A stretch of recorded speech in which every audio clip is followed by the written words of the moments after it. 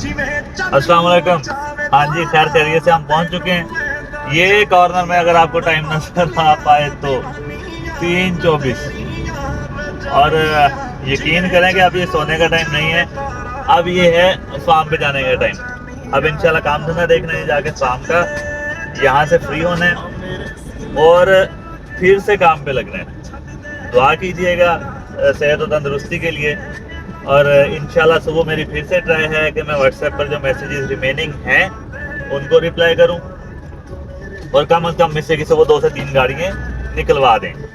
तो इंशाल्लाह मुलाकात होती है नेक्स्ट वीडियो में। जी ये शॉर्ट वीडियो थी सिर्फ ये बताने के लिए कि मैं बखैर आफियत पहुंच चुका हूँ, क्योंकि जिन जिन दोस्तों को भाइयों को पता था कि आज की मेरी पूरी रात बाहर गुजर रही है और मैं सफ़र में हूँ, तो उनके काफ़ी सारे मैसेजेस आए हुए थे कि भाई जब आप पहुँच जाएँ तो मैसेज कर दीजिएगा। तो ये वीडियो आप सभी भाइयों के लिए और आप सबका शुक्रिया मेरे लिए दुआएं करने के लिए। अल्लाह निगहबान, अगली वीडियो में मिलते हैं।